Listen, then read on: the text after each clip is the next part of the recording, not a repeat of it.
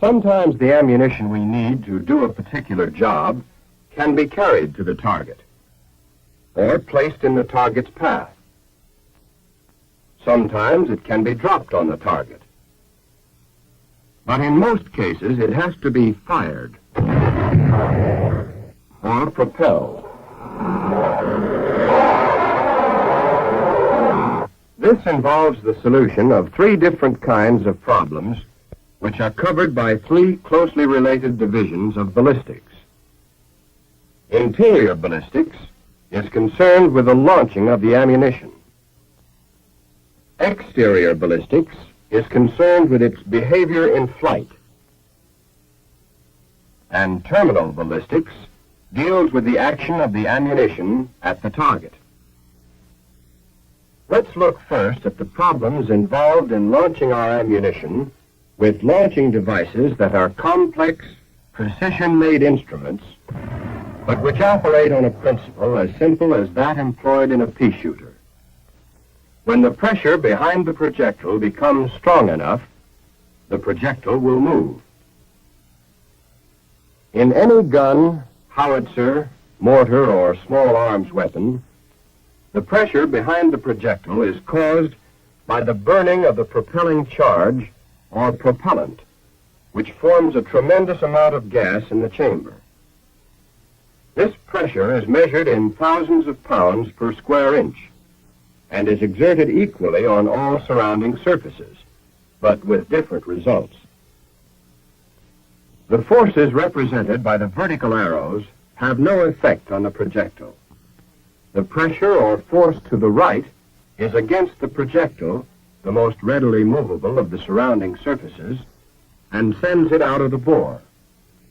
At the same time, the force to the left is against the gun, which moves in recoil.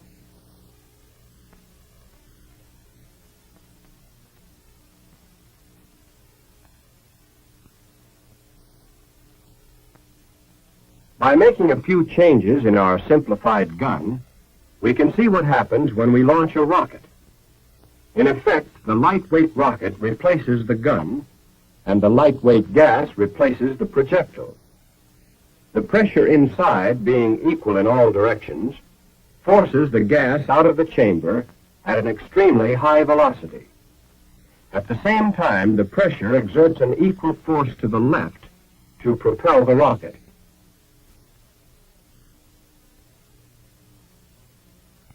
Military rockets operate on exactly the same principle as the 4th of July variety.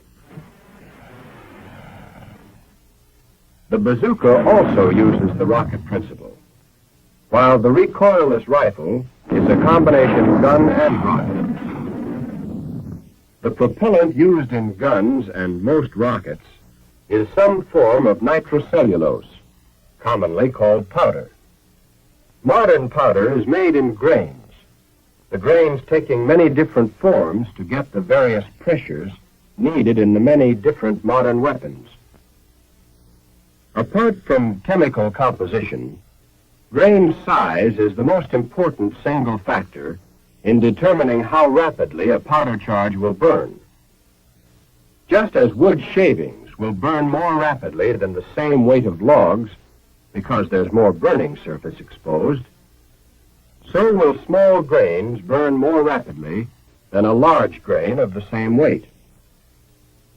When small, rapidly burning grains are used, the propelling effect is that of a sharp, sudden thrust. The effect we get from large grains is that of a sustained push. But grain design also affects the rate of burning. In general, there are three types of grain: a large grain with 7 holes, a medium-sized grain with 1 hole, and a small solid grain called a degressive grain. When ignited inside a gun, it burns fast, and the pressure rises rapidly. As the burning surface decreases, pressure is generated at a slower rate. Here's a graph to show pressure action during burning. The degressive grain produces a very high pressure quickly. but the movement of the projectile tends to let the pressure drop off rapidly. The medium-sized grain with a single hole is called a neutral grain. In this form of grain, the burning is slower at first, but the burning surface remains constant during the burning period. Thus, the maximum pressure is not as high as with the digressive type, nor does the pressure drop off as sharply when the projectile moves. The large grain with the 7 lengthwise holes is called a progressive grain. Here, the burning surface increases due to the number of holes. The pressure produced is not as high as with the others, but it falls off even less rapidly as the projectile moves.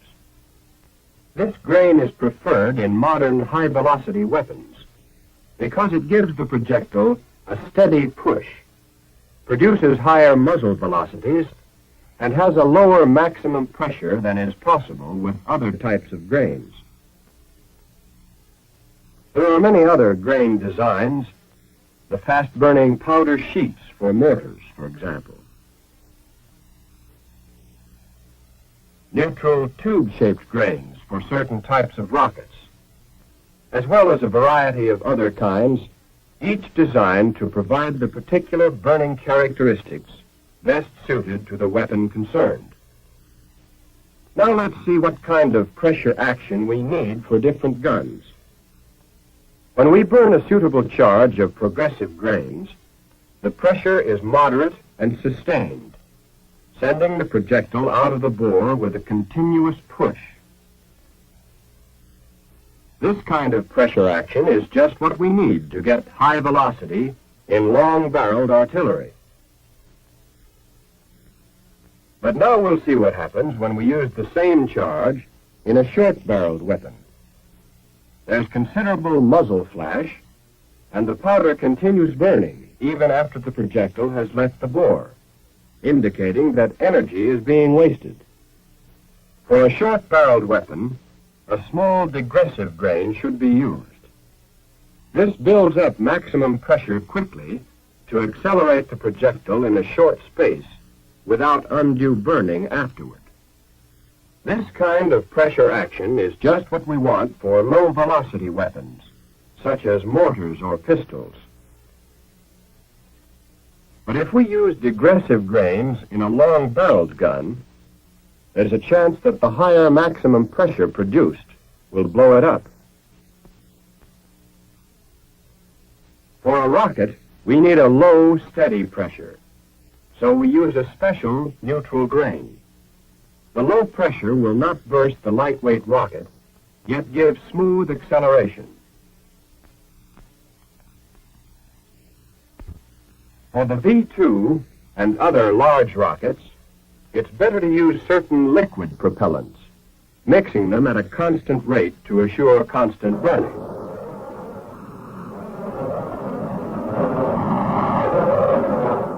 In all cases, the propellant must suit a particular tactical purpose. That means providing the desired velocity with a minimum of smoke, flash, and wear on the weapon. Interior ballistics is a highly complicated science, and what you've seen isn't the whole story by any means. But you do know what an important part pressure plays in launching the projectiles. You know something of the effects of grain size and design on gas pressure. And you know the relative burning action of the digressive and other types of grain. In other words, you've got a good idea of why and how a projectile leaves home. Now you're ready to consider exterior ballistics. Exterior ballistics is concerned with the behavior of projectiles in flight. If we could fire a cannonball, influenced by no outside forces, it would continue forever in its original direction at its original velocity. If we add the force of gravity, the cannonball follows this sort of path or trajectory. By adding air resistance, we get this result, and the range is shortened still more.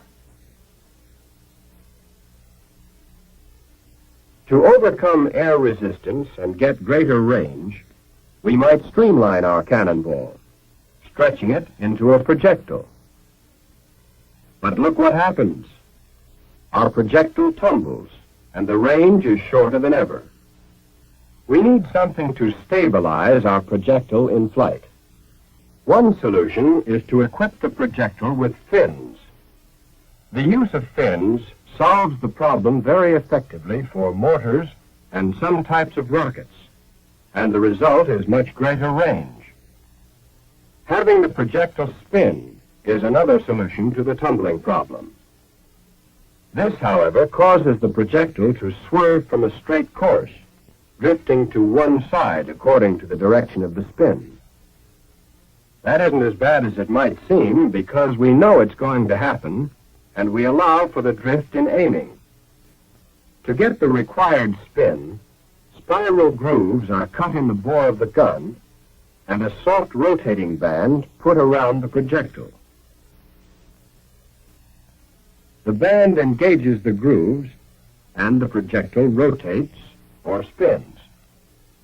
Although there are many forces affecting the projectile, the most important to remember are gravity, which pulls the projectile down, and drag due to air resistance, which slows the projectile. There's nothing we can do about gravity, but we can overcome the effects of drag to some extent in the design of our projectiles. For instance, by the streamlined windshield on this one. Boat tailing, another method of streamlining, also helps to reduce drag. For long-range fire, we must consider, in addition to gravity and drag, the effects of varying density of the air, the temperature of the air, winds over the trajectory, and the rotation of the Earth. The basic problem of the exterior ballistician is always the same: to study, improve, and predict the behavior of projectiles or missiles in flight. Solution of the problem involves the knowledge of many complex forces, the application of many scientific principles, the use of many ingenious lightning-fast computing machines. The ultimate purpose of all this is to design projectiles and compute firing tables, both of such accuracy that our combat units get the maximum number of direct hits. And that is where terminal ballistics comes in. In terminal ballistics, we are concerned with what happens at the target, with the problem of getting the type of action we want for each different kind of target by the most economical, practicable means. Our projectiles, bombs, warheads, mines, grenades, and so forth, are designed to provide different basic effects. By using a large amount of high explosive, we get an effect called blast, making use of violently expanding gases under tremendous pressure. Blast shatters brittle masonry or concrete. It will also twist and tear the metal construction of buildings and vehicles. If penetration is the important thing, we can use a high-velocity projectile with a tough nose and little or no explosive. This sort of projectile will penetrate wood, stone, and up to several inches of steel. By using certain proportions between the weight of the explosive and the thickness of the projectile, we can get fragmentation. A projectile or bomb breaks up into hundreds of flying fragments. They penetrate like bullets, but leave more jagged, irregular holes. Fragments from bursting shells can do severe damage to personnel and to light structures, such as this plane. Finally, by using incendiary projectiles or bomb clusters, we can start fires to cause great damage in a city, or in a structure or area where large quantities of supplies are stored. Generally speaking, Each type of action will be effective against one particular type of target, but a combination will be even more effective. So our projectiles and bombs are usually designed with such a combination in mind. Now, to time or control the action of the projectile at the target, we use different types of fuses. Some of our fuses act on impact, either instantly or after a short delay. Time fuses act to set time after launching. Proximity fuses when they get near the target. Fuse location is also important. In certain cases, we'll get the best results by placing the fuse at the front end of the projectile.